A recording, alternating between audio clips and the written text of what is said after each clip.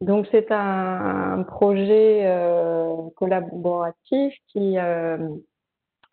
vais vous parler donc aujourd'hui des apports de la cartographie et plus précisément de la géomatique à l'exploitation d'un corpus iconographique qui porte sur le Caire moderne et donc qui permet de contextualiser les données à travers l'exemple de réalisation de Kermode qui a été financé par le GIS Collex Percé et porté par Bull Leonetti du laboratoire InVisu. Ce projet est une branche d'un projet plus large qui s'intitule La fabrique du Caire moderne, qui est porté par Mercedes Volley et par Adam Mestian de la Duke University. Et qui porte sur le développement urbain, l'architecture du Caire au 19e et 20e siècle. Son objectif principal est de combiner une recherche archivistique approfondie avec une iconographie topographique, historique, à l'aide d'outils numériques, pour produire une histoire urbaine plus globale de cette capitale égyptienne. J'en reviens au projet Kermode, qui est donc le fruit d'une collaboration entre le laboratoire InVisu, l'IFAO, la plateforme de diffusion Percé et l'ENSG, l'École nationale des sciences géographiques. Je tiens à préciser que nous bénéficions aussi du soutien du MANUM, la très grande infrastructure de recherche. Ce projet réunit donc différentes unités autour des questions liées à la spatialisation des données et à leur connexion avec le web sémantique. L'objectif est en fait de compléter des travaux déjà entrepris avec l'exploitation d'un corpus de 4 albums photographiques issus de la collection Max Carkegi qui ont été légués et numérisés par la BNF et qui sont disponibles dans Gallica. Le corpus contient aussi un album de l'IFAO et je vous parlerai également de la mise en place de la Perséide ATAR. Ce projet a donc pour ambition de permettre la spatialisation de données iconographiques dans un contexte historique, à savoir permettre aux personnes qui souhaitent travailler sur le Caire moderne au 19e, 20e siècle de pouvoir associer une photographie à un lieu et d'effectuer des requêtes spatiales et temporelles sur le corpus concerné. Au-delà de la connexion entre données spatialisées et iconographiques implémentées dans le web sémantique, l'apport de la visualisation cartographique permet aussi d'associer des plans historiques aux requêtes qui sont réalisées par les chercheurs intéressés par cette ville et son architecture. Enfin, un utilisateur plus grand public pourra également effectuer une promenade virtuelle sur plan dans le Caire moderne et apprécier les détails architecturaux des bâtiments présents dans le corpus. Après vous avoir présenté donc le corpus et les données dont nous disposons, ainsi que la Perséide ATAR, je reviendrai plus précisément sur les spécificités du projet Kermode et sur ses aspects techniques. Enfin, je vous présenterai les résultats du projet avec 2 outils qui ont été créés en collaboration avec l'ENSG, un plugin dans le logiciel de géomatique libre QGIS et son adaptation sous la forme d'une web application qui sera bientôt accessible à tous.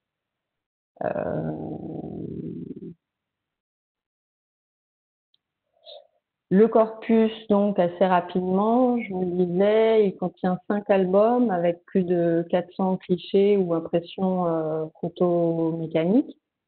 Il s'agit donc d'une part d'un album de photographie et de 3 albums de coupures de presse issus de la collection du fonds Max Carkegi légué à la BNF. Il y a un album sur les transformations urbaines du Caire entre 1849 et 1946. 3 autres albums d'impression photomécanique découpés dans des livres ou des périodiques qui portent sur l'architecture et l'urbanisme du Caire également. Et donc d'autre part d'un album issu de la bibliothèque appartenant à la bibliothèque de l'IFAO qui s'appelle qu'on appelle l'album Volkov, qui porte 51 vues sur différents bâtiments du Caire.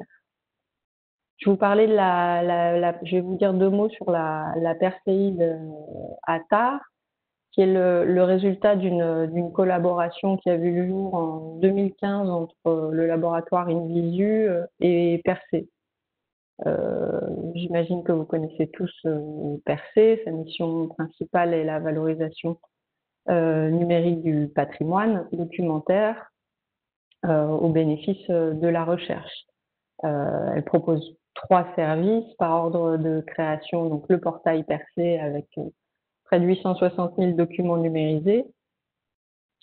Plus récemment, le Triple Store Data Persée qui va inscrire les métadonnées de ces publications dans le web de données. Et enfin, donc, les Perséides, qui sont une solution de diffusion en ligne de corpus de recherche accompagnés de fonctionnalités d'exploration et d'exploitation scientifique, comme les moteurs de recherche plein texte, mais aussi les feuilletages collection par collection, propose également une liste de documents. Une liste des monuments, pardon, excusez-moi.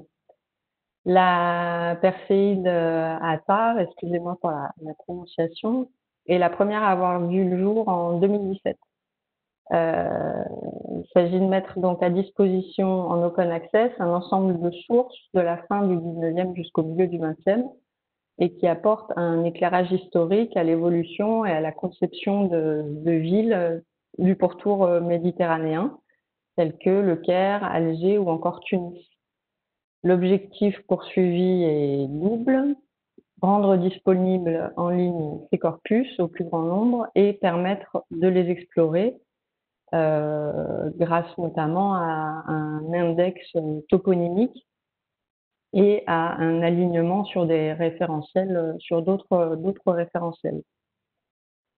À partir de ces 2 sources d'informations que sont le corpus numérisé décrit par la chaîne de traitement de Persée et les édifices décrits dans les autres référentiels dont je vais vous parler, Perséide a construit donc 2 outils d'exploration spécifiques, des listes alphabétiques donc de monuments et des pages de mashup qui, pour chaque monument, qui agrègent des informations issues de publications, des articles qui vont parler de ces monuments, des auteurs qui parlent de tel bâtiment ou des photographies qui sont relatives à ce monument.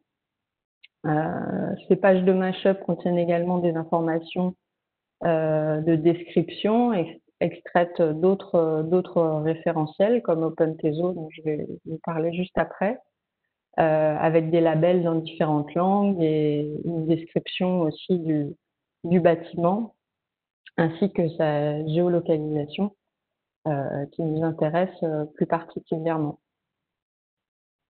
La Perséide Attar nous permet aussi de récupérer pour chaque monument décrit des références bibliographiques qui sont associées et les identifiants qui sont rattachés grâce à l'interrogation d'un web service autorité que Persée a développé. À terme, je reviendrai sur ce point, les données disponibles dans la Perséide seront aussi versées au Triple Store Data Persée à des fins de dissémination du corpus et de son inscription dans le web de données. Je vous parlais d'OpenTeso, donc en fait un premier gazetier un premier thésaurus avait été développé par InVisu sous Ginkgo, le Cairo Gazetteer, qui est un thésaurus pour l'identification des monuments classés du Caire. Ce référentiel proposait une solution innovante pour le traitement de multiples variantes issues de la translittération des toponymes arabes, et il répondait aux besoins d'une large communauté scientifique transdisciplinaire en offrant aux historiens de l'art, architectes, conservateurs, bibliothécaires, un outil pour l'identification, l'indexation et la valorisation de fonds iconographiques et textuels relatifs aux monuments du Caire. Le projet Cairo Gazetteer avait été retenu comme contribution de la France à l'infrastructure européenne de recherche d'ARIA. Il a permis la création et l'enrichissement d'une soixantaine de notices d'autorités géographiques dans le catalogue de la BNF.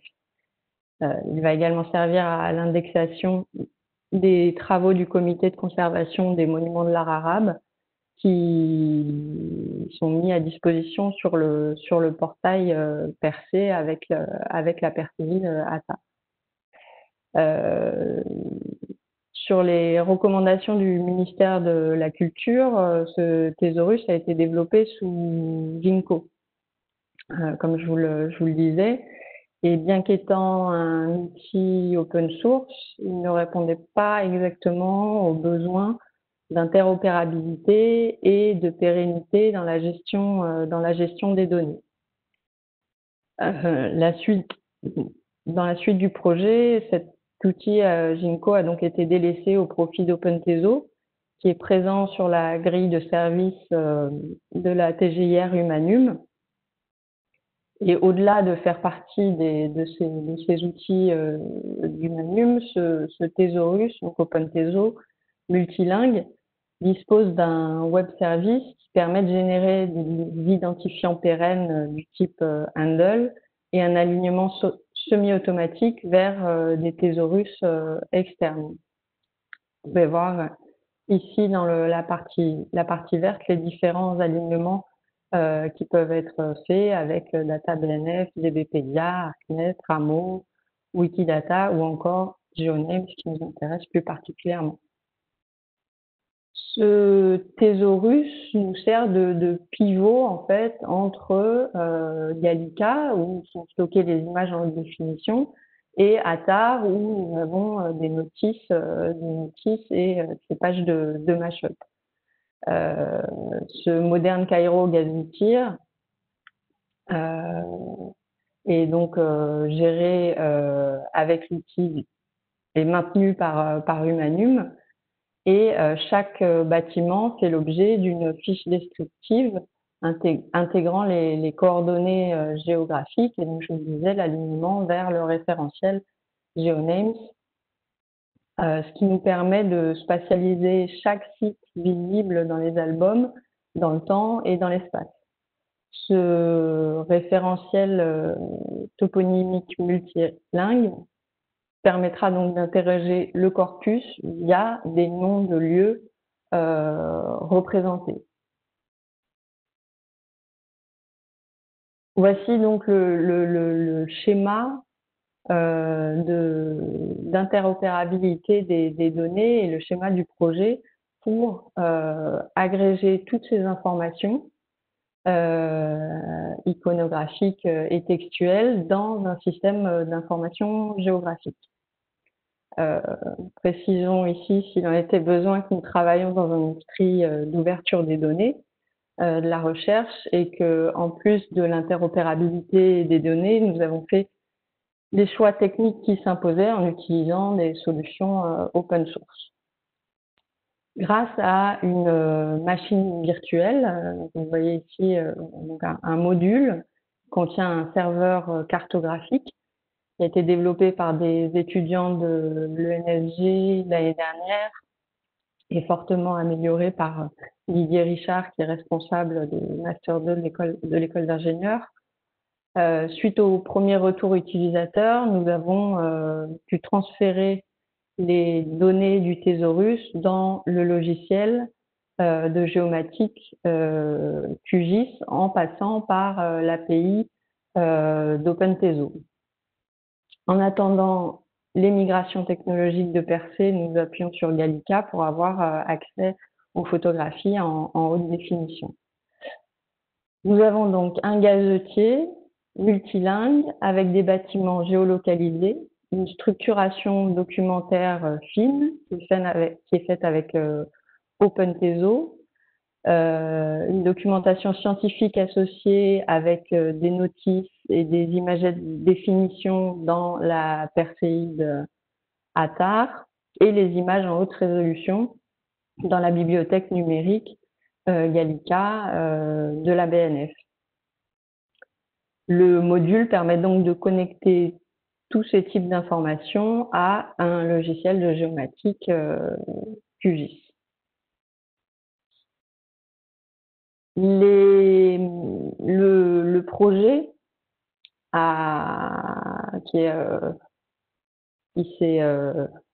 était un projet assez rapide puisqu'il a commencé en septembre dernier, a permis de développer deux outils cartographiques.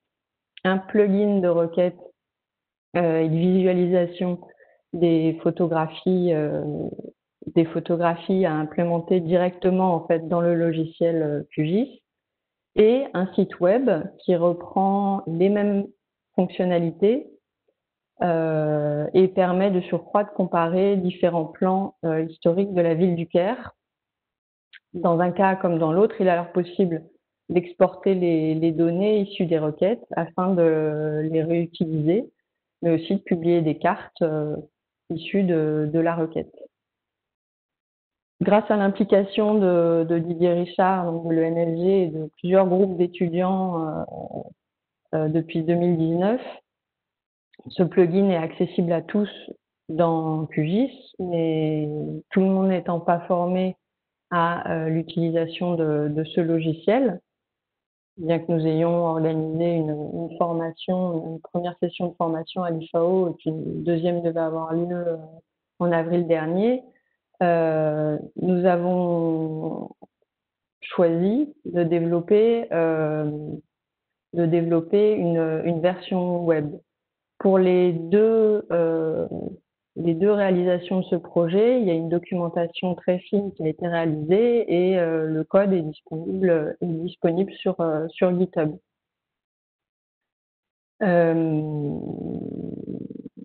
Voilà, mais la version web permet d'accéder quand même au corpus, aux photographies, d'effectuer des requêtes sans avoir à connaître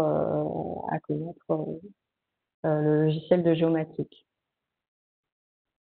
Je vais juste revenir, avant de vous faire une démonstration, je vais revenir rapidement sur quelques définitions d'un système d'information géographique.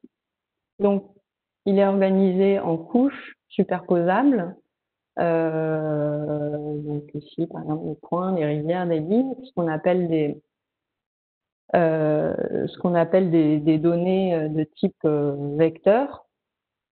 Donc un type d'objet géographique peut être représenté soit par un point, soit par une ligne, une polyligne, soit par un polygone.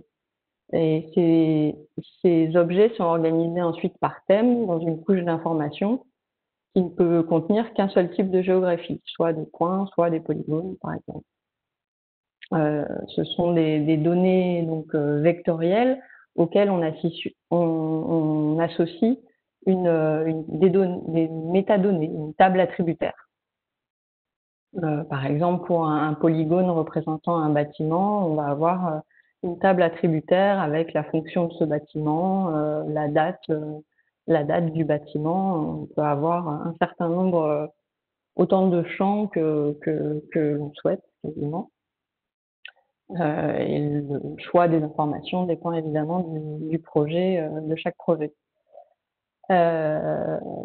Ces couches d'informations disposent également d'une référence spatiale, et il peut y avoir des références spatiales très, très locales ou plus internationales, comme le WGS 84. La superposition de ces différentes couches vecteurs avec les données attributaires sont la base d'un système d'information géographique. Le deuxième type de données, ce sont les données raster. Donc ici, ce qui nous intéresse, c'est les, les plans historiques qui vont nous permettre de contextualiser les photographies de notre corpus. Donc ici un plan ancien de la ville du Caire que nous avons géoréférencé. Il y a actuellement une cinquantaine de plans qui sont géoréférencés pour le projet Kermode. Il y en aura encore bien d'autres à venir, j'espère, sachant que la collection du Visu comporte plus de 200 planches qui vont du 500e au 10 millième. Avant de vous faire la démonstration donc, du plugin, rapidement, je vais vous montrer une visualisation rapide du logiciel en 6 points. Pour ceux qui sont intéressés pour une auto-formation, par exemple, au FIG, je vous conseille le tutoriel élaboré par Julie Personne de l'UMR Passage, dont j'ai pris quelques illustrations pour cette présentation. Donc, vous voyez, en 1, vous avez des menus, une barre d'outils ensuite en dessous, avec tous les outils dont vous avez besoin pour faire la cartographie. À gauche, en numéro 3, vous voyez, vous allez avoir le panneau avec les couches, donc les couches vecteurs et les couches raster. Au centre, vous avez la partie visualisation de la carte, et puis après, vous pouvez avoir d'autres panneaux, comme ici, l'explorateur pour aller chercher vos données. Voilà. Et enfin, une barre d'état en bas qui va vous préciser la projection dans laquelle vous êtes, la projection cartographique, ainsi que les coordonnées, les niveaux de zoom. Alors, je vais essayer de vous montrer maintenant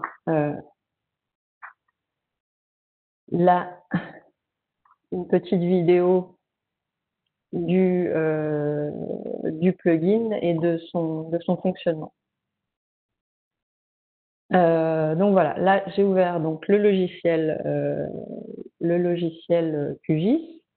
Est-ce que la vidéo se lance? Non, voilà. J'espère que tout le monde voit la vidéo. Voilà, donc là j'ai affiché le plan Grand B par exemple de 1874. Si on zoome sur une partie du Caire, vous voyez qu'on peut gérer l'opacité des couches, voir l'évolution urbaine de la ville. On peut afficher un plan 20 ans plus tard, en 1895, en gérant également l'opacité. On voit l'imitation urbaine. Et enfin, en 1916, donc vous voyez là, sur le quartier de Garden City, avec ses rues caractéristiques, qui est apparu, donc qui a été aménagé, ce quartier qui a été aménagé au début du XXe siècle. Voilà pour la contextualisation avec les plans historiques. L'installation du plugin est très facile. Vous allez dans les extensions, vous tapez Kermode. Elle est expérimentale, donc il faut bien vérifier que les paramètres vous permettent de l'installer, mais tout un chacun peut l'installer sur son ordinateur. Voilà l'outil de recherche. Donc on choisit d'abord le gazetier qui nous intéresse, ici le Modern Cairo Gazetteer, donc géré par OpenTeso. Un fichier GeoJSON est généré par le module. Et vous voyez donc l'ensemble des points qui représentent des bâtiments ou des lieux présents sur le corpus. Si on commence à faire une requête, je vais chercher par exemple ici les musées. Je peux également chercher par la position géographique et filtrer également par date mes recherches. Vous voyez les triangles bleus qui apparaissent et qui sont donc les différents musées qui ont été filtrés par la requête. Il y a un outil outil ensuite de visualisation des photos du corpus qui sont associés à ce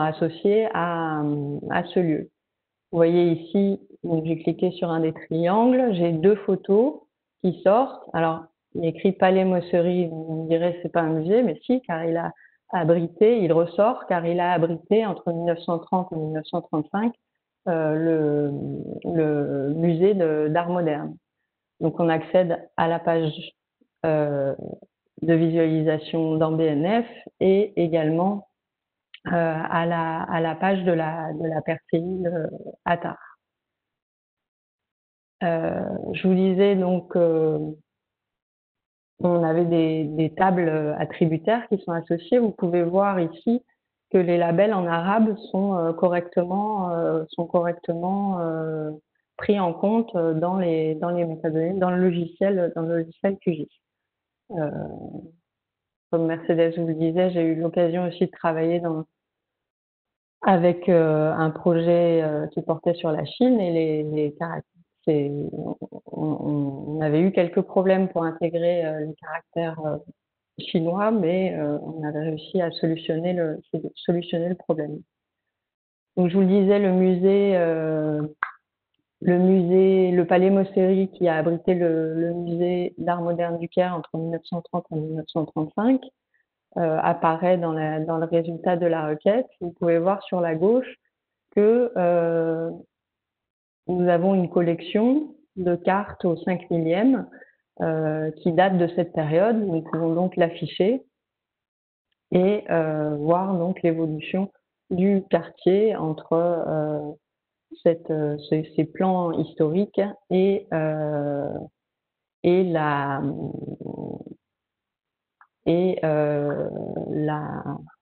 pardon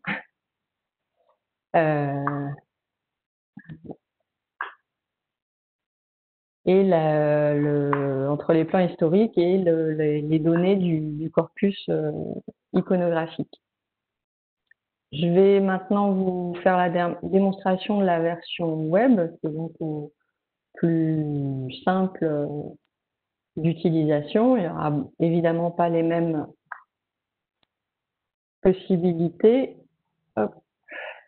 Alors, est-ce que j'ai réussi à partager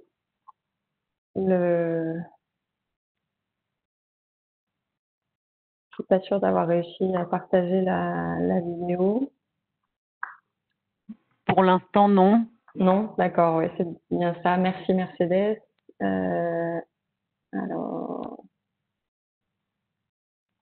excusez-moi pour ce petit souci. Si je retourne sur... Alors, j'ai réussi pour le premier, mais m'excusez, j'arrive pas. C'est le suspense.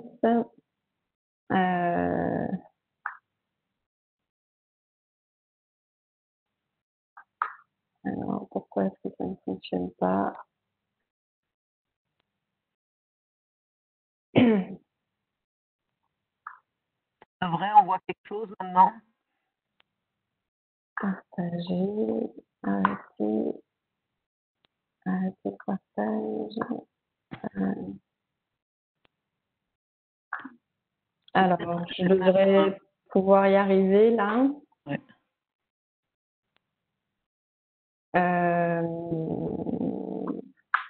On voit votre écran. Vous voyez Car Mode Web? Oui. Ok, très bien. Merci. Excusez-moi pour ce petit problème technique. Donc voilà comment se présente le site qui va bientôt être accessible. Il est composé donc de trois parties, une partie visualisée, une partie comparée, une partie pour s'informer. Donc voilà, là nous sommes sur la page s'informer. Vous avez un petit historique des développements qui ont été faits, les contacts. Voilà. Si on revient sur la page d'accueil, la partie visualisée, pardon, vous voyez que sur la droite vous avez un panneau pour les différentes fonctions. Là, le gazetier entier s'affiche automatiquement par défaut sur la carte. En allant sur la partie gauche, vous pouvez exporter votre carte en PDF, en format paysage ou en format portrait, avec les plans si vous avez décidé de les afficher, un titre. Voilà, on peut ouvrir ensuite donc le PDF. Donc c'est une carte sommaire, certes, mais avec une légende et des sources quand même de la carte. On peut également exporter les données en CSV pour pouvoir les réutiliser après dans un autre contexte. Il faut seulement veiller à utiliser un tableur qui interprète correctement les caractères arabes lors de l'ouverture du CSV. Nous avons pris ici LibreOffice. Vous voyez que les caractères arabes sont également lisibles. Dans ce panel de droite, vous avez donc la partie requête. Vous pouvez effectuer une requête par mot-clé simple ou avec plusieurs mots-clés. Là, je tape palais, par exemple, je valide le mot-clé. On peut également chercher, filtrer par date et par zone géographique en faisant une sélection. Dans ce panel de droite, il y a donc la partie résultats. Vous voyez les carrés violets qui sont le résultat de ma recherche palais. Donc les palais présents dans le corpus, hein, toujours. En zoomant sur la carte, on peut cliquer sur un point, avoir accès à une miniature de la photo. Ici, vous pouvez voir qu'il y a 4 photographies qui sont associées au palais d'Abydos. En cliquant sur un des nombres, on se retrouve à nouveau sur la version de définition d'Angelica. Et on peut également ouvrir la fiche correspondante dans la percéile ATA, avec les autres informations, les ajouts scientifiques qui ont été rentrés grâce aux notices Visu.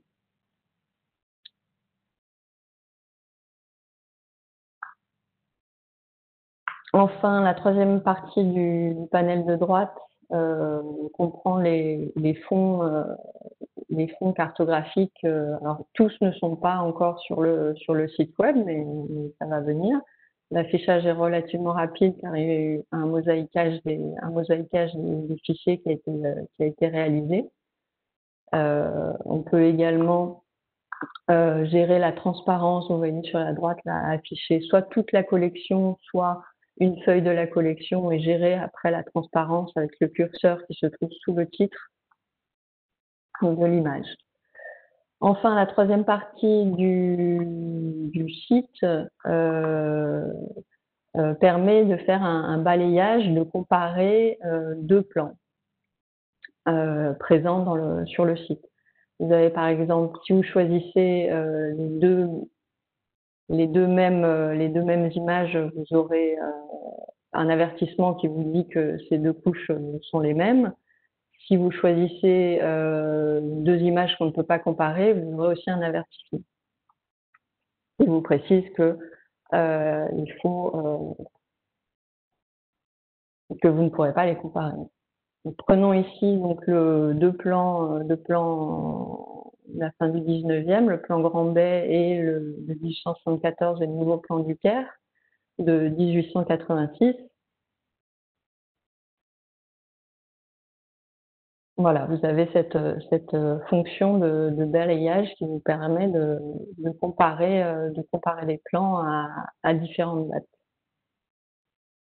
Comme je vous montrais avec la transparence dans le logiciel QGIS, ici c'est un petit outil supplémentaire qui a été développé. Hop.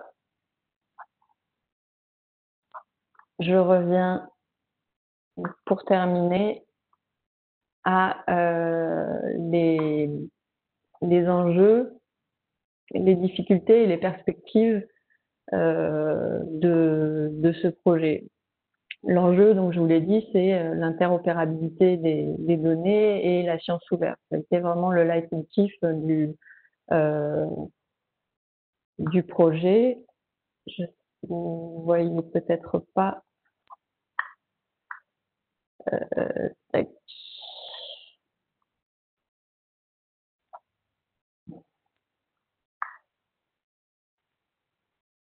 Voilà. Le deuxième enjeu, c'était de réfléchir à la pérennisation des travaux entrepris et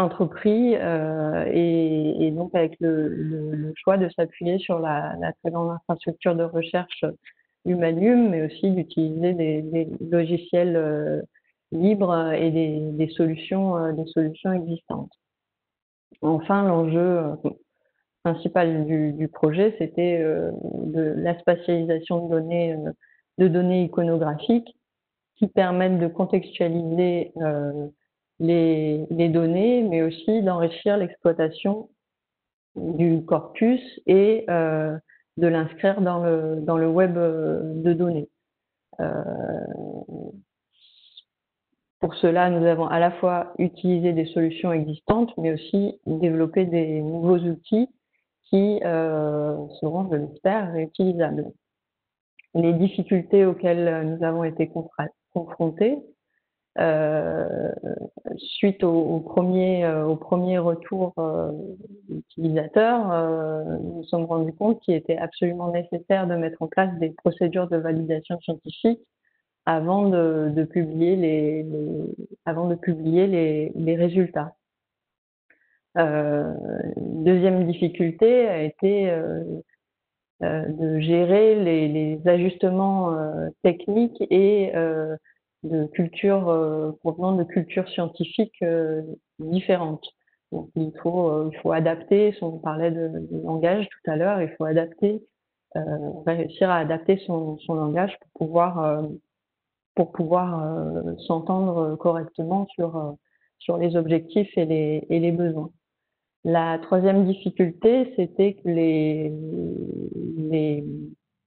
le modèle de diffusion de la perséide n'est pas encore totalement achevé et que les données ne sont pas encore dans le Store Data Percé. Donc on a dû contourner ce problème pour connecter la géomatique à cette perséide en passant par l'API autorité. Mais voilà, il y a des ajustements qui vont être faits avec l'évolution technique du modèle de diffusion de la perséide, qui va permettre d'intégrer les données de notre corpus au graphe de Persée et donc d'accéder à davantage d'informations. Enfin, et pour terminer sur les perspectives, nous avons d'ores et déjà commencé à faire des modifications après les premiers retours utilisateurs, mais une fois que le site web sera en accès libre, j'espère que nous pourrons continuer dans ce sens-là, car si ça ne correspond pas exactement aux besoins, même si nous avons essayé d'en être le plus proche possible, nous essayerons de faire des modifications en fonction de la faisabilité technique et aussi des moyens financiers à notre disposition. L'idée aussi dans la suite du projet serait de traduire à la fois en anglais et en arabe les deux outils pour pouvoir s'adresser au plus grand nombre. Et enfin, nous sommes en train de faire un test de reproductibilité avec la méthodologie qui a été mise en place pour une autre ville, pour la ville d'Alger, en essayant de voir à quel point il est facile d'ajouter des données et si notre modèle est bien reproductible pour d'autres projets. Je vous remercie pour votre écoute et je suis disponible pour répondre à vos questions.